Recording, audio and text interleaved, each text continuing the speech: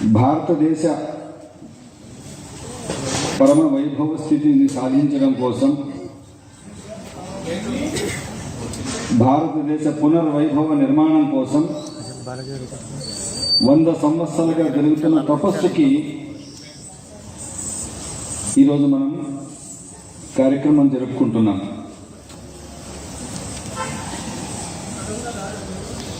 రాష్ట్రీయ స్వయం సేవక సంఘం శతాబ్ది పూర్తి చేసుకుంటున్న ఈ సందర్భంలో 3 అంశాలను మనం స్మరించుకోవాలి. ఒకటి, ఆర్ఎస్ఎస్ ఎందుకోసం స్థాపించబడింది. 2, ఈ 100 సంవత్సరాల్లో ఆర్ఎస్ఎస్ ఏం సాధించింది. 3, భవిష్య ప్రణాళిక ఏంటి. మొదటిది, సంఘం ఎందుకోసం ప్రారంభించవలసి వచ్చింది. నా ముందు మాట్లాడిన వక్తలు పెద్దలు కూడా చెప్పారు.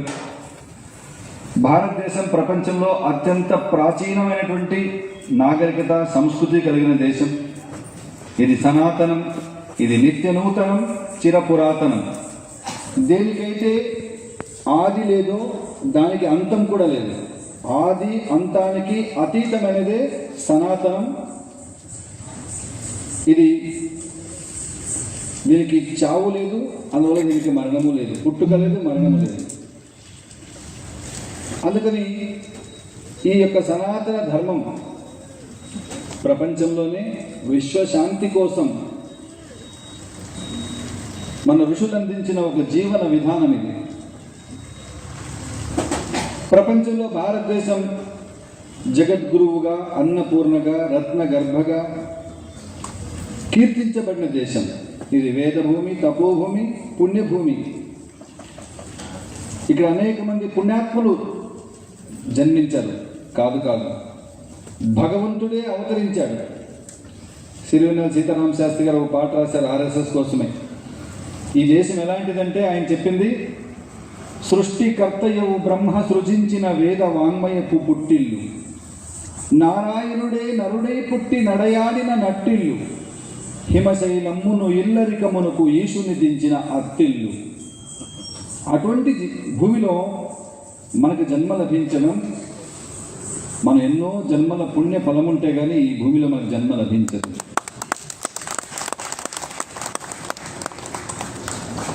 ఇంతటి గొప్ప దేశం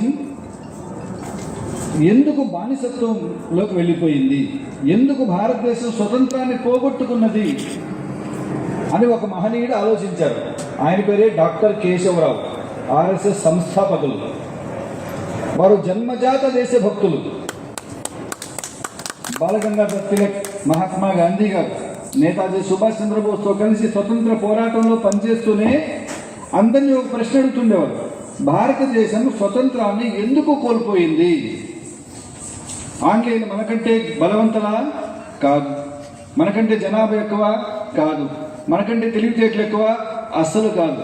మనకంటే సంపన్నులా? అసలే కాదు. తిండికి లేక సముద్రం మీద దొంగతనాలు చేసుకుని బతికినటువంటి జాతి ఇంగ్లాండ్. వాళ్ళ బలపరాక్రమాలు ఏమైనా ఉన్నాయంటే 24 సంవత్సరాల వయసులో ఝాన్సీ లక్ష్మీబాయి బిడ్డని వీపును కట్టుకుని రణరంగంలోకి దూకితే ఆమె ఎదురుగా నిలబడి పోరాటం చేసే మగోడలేదు ఎంటైర్ యూరోప్ లో. ఒక చంకన్న బిడ్డ చూడు, ఒక వంకన్న ఖడ్గమాడు, రణమున రయమున వెళ్ళే హయమున ఝాన్సీని చూడు అంటాడు ఒక కవి. పోనీ మనకంటే తెలివితేటలున్నారంటే అసలే కాదు. 15వ శతాబ్దం వరకు కూడా ఇంగ్లాండ్లో యూరోపియన్స్ కి భూమి గుండ్రంగా ఉంది అనే విషయమే తెలియదు. భూమి గుండ్రంగా ఉందని చెప్పినందుకు 3 శాస్త్రవేత్తల్ని దారుణంగా చంపేశారు. Galileo, Copernicus, Bruno. వాళ్ళకంటే సరిగ్గా 1000 సంవత్సరాల క్రితమే భారతదేశంలో భూమి గుండ్రంగా ఉందని చెప్పారు ఆర్యభట్ట, వరాహమిహిర, భాస్కరాచార్య. మనకంటే జనాభా ఎక్కువ కాదు, మనకంటే తెలివితేటలు లేవు, మనకంటే సంపన్నులు కాదు. రత్నాలు రాసులు పోసి అమ్మారని మనంతా చదువుకున్నాం కృష్ణదేవరాయల పరిపాలన కాలం వరకు కూడా. రాముడేలిన రాజ్యమిదిరా, రత్నరాశుల నిలయమిదిరా, ధర్మధేను పాదమూనిన కర్మభూమిర సోదరా, కర్మభూమిర సోదరా. రాముడేలిన రాజ్యం ఇది, రత్నరాసుల నిలయం ఇది. నలంద తక్షశిల విశ్వవిద్యాలయాల్లో చదువుకోవడానికి ప్రపంచమంతా వచ్చారు ఈ దేశానికి.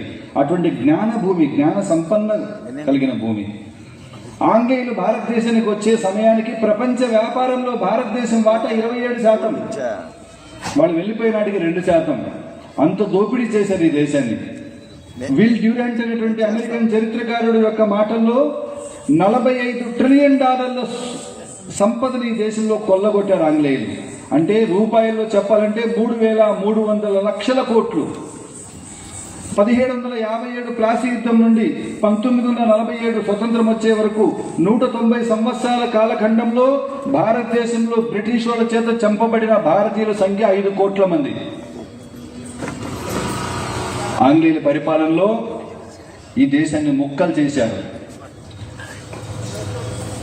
మన గాంధార దేశం ఆఫ్ఘనిస్తాన్ అయిపోయింది, సింధు దేశం పాకిస్తాన్ అయిపోయింది, వంగదేశం బంగ్లాదేశ్ అయిపోయింది, త్రివిష్టపం టిబెట్ అయిపోయింది, సింహళం శ్రీలంక అయిపోయింది, నేపాళం వెళ్ళిపోయింది, భూటాన్ వెళ్ళిపోయింది. 8 బ్రహ్మదేశం బర్మా అయిపోయింది. 8 భూభాగాలు మనం కోల్పోయాం. అంటే సగం కంటే ఎక్కువ భూభాగాలు మనం కోల్పోయాం బ్రిటిషుల పరిపాలనలో. అప్పటి వరకు మనకు తెలియనటువంటి ఒక కొత్త భాషను మన నెత్తిన రుద్దారు. మన సంస్కృత భాష మనకు దూరం చేశారు. మన ప్రజల్ని బలవంతంగా మతం మార్చారు, మన విద్యా విధానాన్ని మార్చారు. ఎంతగా మన ప్రజల్ని చంపారు, ఎంతగా నష్టపోయామో ఈ రోజు కూడా అర్థం చేసుకోలేనటువంటి అమాయకులు హిందువులు. ఏ దేవుడైనా ఒకటే కదా, మా దేవుడిని నమ్మితే నువ్వు స్వర్గానికి పోతావు, లేకపోతే నువ్వు నరకానికి పోతావు అని చెప్తుంటే ముసుగేసుకుని విసుగు లేకుండా కూర్చొని ఇంకా వింటున్నారు. ప్రపంచమంతా నువ్వు చేసిందేంటి? నువ్వు అడుగు పెట్టిన ప్రతి చోట ఆ దేశ మూల నాగరికతను సమూలంగా నిర్మూలించారు వాళ్ళు. రేపు స్వామి వివేకానంద జయంతి. వివేకానంద స్వామి సెప్టెంబర్ 11 సర్వమత మహాసభల్లో చెప్పిన మాట ఇదే. ఈ మూర్ఖులు దేవుడి పేరుతో ప్రపంచంలో చేసిన నరమేధం అంతా